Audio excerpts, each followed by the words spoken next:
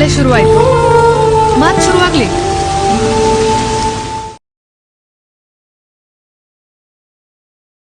ನಮಸ್ಕಾರ ಕರ್ನಾಟಕ, ನಾನು ನಿಮ್ಮ ವಿಜಯ್. ಹೆಂಗಿದ್ದಾರೆ ಎಲ್ಲರೂ? ಸಖತ್ತಾಗಿದ್ದಾರೆ ಅನ್ಕೊತಾ ಇದ್ದೀನಿ, ಸೂಪರ್ ಆಗಿದ್ದಾರೆ ಅನ್ಕೊತಾ ಇದ್ದೀನಿ. ಮತ್ತೊಂದು ಹೊಸ ಪುಸ್ತಕ ಪರಿಚಯಕ್ಕೆ ತಮ್ಮೆಲ್ಲರಿಗೂ ಸ್ವಾಗತ, ಸುಸ್ವಾಗತ. ಇವತ್ತಿನ ಒಂದು ಪುಸ್ತಕ ಪರಿಚಯ ಯಾವುದು ಅನ್ನೋದಾದರೆ ಕೌಶಿಕ್ ಕೂಡು ರಸ್ತೆಯವರ ಬರೆದಿರತಕ್ಕಂತಹ ಮಿಸ್ಟ್ರಿ ಆಫ್ ಮಾರಿಕಟ್ಟೆ. ಒಂದು ಅದ್ಭುತವಾಗಿರತಕ್ಕಂತಹ ಸಸ್ಪೆನ್ಸ್ ಥ್ರಿಲ್ಲರ್ ಕಾದಂಬರಿ ಇದಾಗಿದೆ. ಈ ಒಂದು ಪುಸ್ತಕದ ಬಗ್ಗೆ ಇವತ್ತಿನ ಈ ಒಂದು ವಿಡಿಯೋದಲ್ಲಿ ತಿಳಿದುಕೊಳ್ಳುವ. ಕೌಶಿಕ್ ಕೂಡು ರಸ್ತೆಯವರ 2ನೆಯ ಪುಸ್ತಕದ ಓದು ನನಗಾಗಿದೆ. ಇದಕ್ಕೂ ಮುಂಚೆ ನಾನು ಜಮಲಾಪುರದ ಜಡೆಮುನಿ ಕೇಸನ್ನು ಓದಿದ್ದೆ. ಅದ್ಭುತವಾಗಿ ನನಗೆ ಇಷ್ಟ ಆಗಿತ್ತು ಅಂತಲೇ ಹೇಳ್ಬೋದು. ಯಾಕಂದರೆ ನಾನು ಪತ್ತೆದಾರಿ ಕಾದಂಬರಿಗಳ ಮೇಲೆ ಅಷ್ಟೊಂದು ಒಲವು ಇದ್ದಿಲ್ಲ ಅಂತಲೇ ಹೇಳಬಹುದು. ಯಾವಾಗ ನಾನು ಜಮಲಾಪುರದ ಜಡೆಮನಿ ಕೇಸು ಓದಿದೆ, ಅದಾದ ಮೇಲೆ ಪತ್ತೆದಾರಿ ಕಾದಂಬರಿಗಳ ಮೇಲೆ ಹೆಚ್ಚಿನ ಒಲವು ಮೂಡಿದೆ ಅಂತಲೇ ಹೇಳ್ಬೋದು. ಅಷ್ಟೊಂದು ಸೊಗಸಾಗಿ ಅವರ ಒಂದು ಬರಹದ ಮೋಡಿ ನನ್ನನ್ನು ಸೆಳೆಯಿತು ಅಂತಲೇ ಹೇಳಬಹುದು. ಸೊ ಅದಾದ ನಂತರ ನಾನು ಮಿಸ್ಟ್ರಿ ಆಫ್ ಮಾರಿಕಟ್ಟೆಯನ್ನು ತಂದು ಓದಿ ಮುಗಿಸಿದ್ದೀನಿ. ಇದು ಕೂಡ ಒಂದು ಅದ್ಭುತವಾಗಿರ್ತಕ್ಕಂತಹ ಮಾಸ್ಟರ್ ಪೀಸ್ ಅಂತಲೇ ಹೇಳಬಹುದು ಕೌಶಿಕ್ ಕೂಡು ರಸ್ತೆಯವರ ಕಡೆಯಿಂದ. ಈ ಒಂದು ಪುಸ್ತಕದ ಬಗ್ಗೆ ಹೆಚ್ಚಿನ ಮಾಹಿತಿಯನ್ನು ಇವತ್ತಿನ ಈ ಒಂದು ವಿಡಿಯೋದಲ್ಲಿ ತಿಳಿದುಕೊಳ್ಳುವ. ಈ ಒಂದು ಕತೆ ಯಾವ ಥರ ಇದೆ ಅನ್ನೋದಾದರೆ, ನಿಮ್ಮ ಕಣ್ಣು ಮುಂದೆಯೇ ಬಂದು ಕೊಲೆಗಾರ ಇರ್ತಾನೆ. ಆದರೆ ನಮ್ಮ ಯಾರಿಗೂ ಕೂಡ ಯಾರು ಆ ಕೊಲೆಗಾರ ಅಂತ ಸ್ವಲ್ಪವೂ ಕೂಡ ಗೊತ್ತಾಗುವುದಿಲ್ಲ. ಆ ಥರದ ಒಂದು ಕತೆ ಇದಾಗಿದೆ ಅಂತಲೇ ಹೇಳಬಹುದು.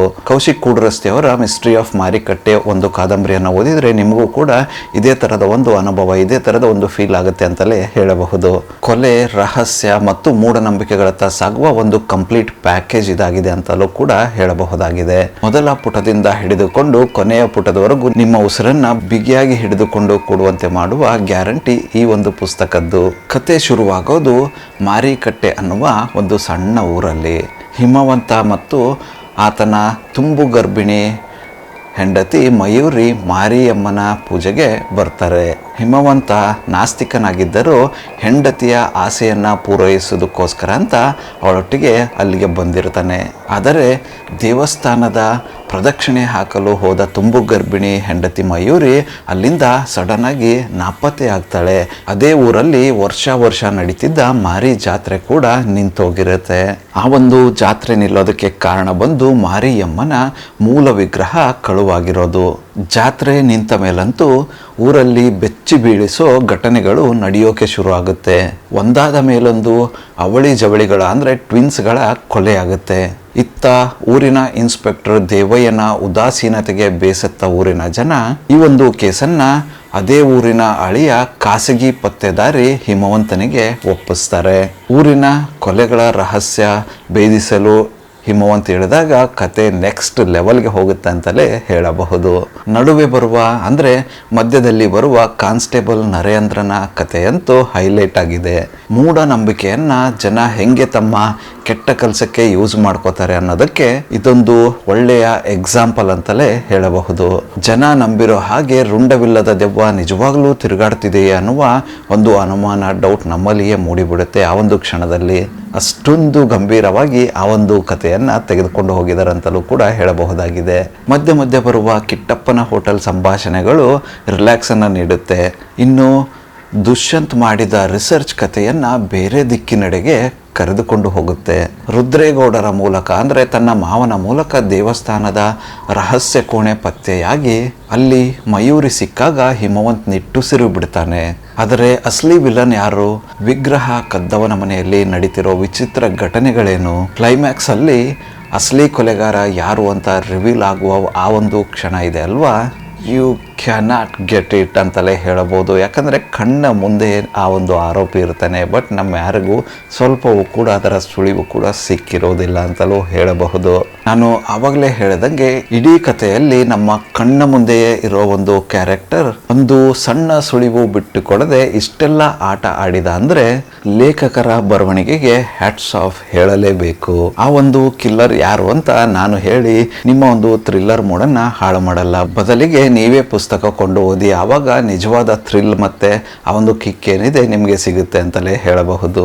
ಕನ್ನಡದಲ್ಲಿ ಸಸ್ಪೆನ್ಸ್ ಥ್ರಿಲ್ಲರ್ ಕಾದಂಬರಿಗಳಿಗೆ ಕೊರತೆ ಇದೆ ಅನ್ನೋರಿಗೂ ಹಾಗೂ ಕನ್ನಡದಲ್ಲಿ ಇಂಥದ್ದನ್ನು ಓದೋರಿಲ್ಲ ಅನ್ನೋರಿಗೂ ಕೌಶಿಕ್ ಕೂಡು ರಸ್ತೆಯವರ ಪುಸ್ತಕಗಳೇ ಲೈವ್ ಎಕ್ಸಾಂಪಲ್ ಆಗಿವೆ. ನೀವೇನಾದರೂ ನಿಜವಾಗ್ಲೂ ಸಸ್ಪೆನ್ಸ್ ಥ್ರಿಲ್ಲರ್ ಪ್ರೇಮಿಗಳಾಗಿದ್ದರೆ ಖಂಡಿತವಾಗಿಯೂ ಈ ಒಂದು ಮಾಸ್ಟರ್ ಪೀಸ್ನ ಮಿಸ್ ಮಾಡಲೇಬೇಡಿ. ಕೊನೆಯದಾಗಿ ಅನಿಸಿದ್ದು ಪತ್ತೇದಾರಿ ಕಾದಂಬರಿ ಅಂತ ಬಂದಾಗ ಓದುಗರನ್ನು ಹಿಡಿದಿಟ್ಟುಕೊಳ್ಳುವಂತಹ ಒಂದು ಅಸಾಮಾನ್ಯ ಕೆಲಸ ಕೂಡ ಲೇಖಕರದಾಗಿರುತ್ತೆ. ಅದರಲ್ಲಿ ನಮ್ಮ ಕೌಶಿಕ್ ಕೂಡು ರಸ್ತೆಯವರು ನಿಪುಣರು ಅಂತಲೇ ಅನಿಸಿದ್ದು ನನಗೆ. ಯಾಕಂದರೆ ಅಷ್ಟೊಂದು ಸೊಗಸಾಗಿ ಕಥೆಯನ್ನು ತೆಗೆದುಕೊಂಡು ಹೋಗಿದ್ದಾರೆ. ಎಲ್ಲಿಯೂ ಕೂಡ ಸ್ವಲ್ಪವೂ ಕೂಡ ಯಾವುದೇ ಥರದ ಒಂದು ಸುಳಿವನ್ನು ಬಿಟ್ಟು ಕಡದೆ ಬಂದ ಎಲ್ಲ ಪಾತ್ರಗಳ ಮೇಲೆ ಅನುಮಾನದ ಒಂದು ಹುತ್ತವನ್ನು ಏರಿಸಿ ಅದಾದ ನಂತರ ಅದನ್ನು ಬದಲಿಸಿ ಬೇರೆ ದಿಕ್ಕಿನಡೆಗೆ ಕರೆದುಕೊಂಡು ಹೋದಂತಹ ಅವರ ಒಂದು ಬರವಣಿಗೆ ಇದೆಯಲ್ಲ, ನಿಜವಾಗ್ಲೂ ಹ್ಯಾಟ್ಸ್ ಆಫ್ ಹೇಳಬೇಕು. ಅಷ್ಟೊಂದು ಸೊಗಸಾಗಿ ಈ ಒಂದು ಕಥೆಯನ್ನು ತೆಗೆದುಕೊಂಡು ಹೋಗಿದ್ದಾರೆ. ನಾನು ಅವಾಗಲೇ ಹೇಳಿದಂಗೆ ಪತ್ತೇದಾರಿ ಕಾದಂಬರಿಗಳ ಒಲವು ಯಾರಿಗೆ ಹೆಚ್ಚಿರುತ್ತೆ ಆದಷ್ಟು ಬೇಗ ಈ ಒಂದು ಪುಸ್ತಕವನ್ನು ಖರೀದಿಸಿ ಓದಿ. ಖಂಡಿತವಾಗಿಯೂ ನಿಮ್ಗೆ ಇಷ್ಟ ಆಗುತ್ತೆ. ಈ ಒಂದು ಪುಸ್ತಕವನ್ನು ನೀವು ಪ್ರಮುಖ ಪುಸ್ತಕ ಮಳಿಗೆಗಳಲ್ಲಿ ಎಲ್ಲಿ ಬೇಕಾದರೂ ಖರೀದಿಸಬಹುದು. ಅದೇ ರೀತಿ ಪ್ರಮುಖ ಪುಸ್ತಕ ಮಳಿಗೆಗಳು ಆನ್ಲೈನ್ ಸೇವೆಯನ್ನು ಕೊಡ್ತವೆ, ಅವರಲ್ಲೇ ಕೂಡ ಖರೀದಿಸಬಹುದು. ಆನ್ಲೈನಲ್ಲಿ ಖರೀದಿಸೋ ಮುನ್ನ ಎಚ್ಚರವಾಗಿರಿ, ಯಾಕಂದರೆ ಪೈರೇಟೆಡ್ ಕಾಪಿ ಕೂಡ ತುಂಬ ಮಾರ್ಕೆಟಲ್ಲಿ ಓಡಾಡ್ತಾ ಇದ್ದಾವೆ. ಅದರಿಂದ ನೀವು ಲೇಖಕರಿಗೆ ಅಗೌರವ ಸಲ್ಲಿಸಿದಂಗಾಗುತ್ತೆ. ಸೊ ಹಾಗಾಗಿ ಆನ್ಲೈನಲ್ಲಿ ಖರೀದಿಸಿದ್ರು ಕೂಡ ಅಧಿಕೃತ ಮಳಿಗೆಯವರು ಏನು ಆನ್ಲೈನಲ್ಲಿ ಸೇವೆ ಕೊಡ್ತಾರೆ ಅವ್ರ ಹತ್ರ ಮಾತ್ರ ಖರೀದಿಸಿ. ಈ ಒಂದು ಪುಸ್ತಕದ ಮುಖಪುಟ ಬೆಲೆ ಬಂದು 275 ರೂಪಾಯಿಗಳಾಗಿರುತ್ತೆ.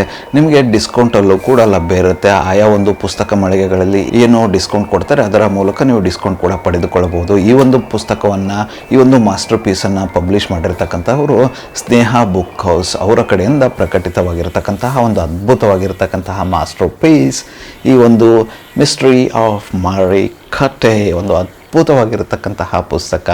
ನೀವೆಲ್ಲ ತಪ್ಪದೇ ಓದಿ ನಿಮ್ಮ ಅನಿಸಿಕೆ ಅಭಿಪ್ರಾಯಗಳನ್ನು ತಪ್ಪದೇ ಕಮೆಂಟಲ್ಲಿ ತಿಳಿಸಿ. ಆದಷ್ಟು ಕನ್ನಡದಲ್ಲಿ ಪುಸ್ತಕ ಓದುಗರ ಸಂಖ್ಯೆ ಹೆಚ್ಚಾಗಲಿ ಅನ್ನೋ ಒಂದು ಮನೋಭಾವನೆಯಿಂದ ನಾನು ಈ ಒಂದು ವಿಡಿಯೋನ ಮಾಡ್ತಾ ಇದ್ದೀನಿ. ಸೊ ಈ ಒಂದು ವಿಡಿಯೋ ನಿಮ್ಗೆ ಏನಾದರೂ ಇಷ್ಟ ಆಗಿದ್ದರೆ ದಯವಿಟ್ಟು ಲೈಕ್ ಮಾಡಿ, ಕಮೆಂಟ್ ಮಾಡಿ, ಶೇರ್ ಮಾಡಿ. ಮತ್ತೆ ಸಿಗುವ ಮತ್ತೊಂದು ಹೊಸ ಪುಸ್ತಕ ಪರಿಚಯದೊಂದಿಗೆ. ಅಲ್ಲಿವರೆಗೂ ನಗ್ತಾ ಇರಿ, ನಗಿಸ್ತಾ ಇರಿ, ನಗ್ತಾ ಇರಿ. ಜೈ ಹಿಂದ್, ಜೈ ಭಾರತ್, ವಂದೇ ಮಾತರಂ.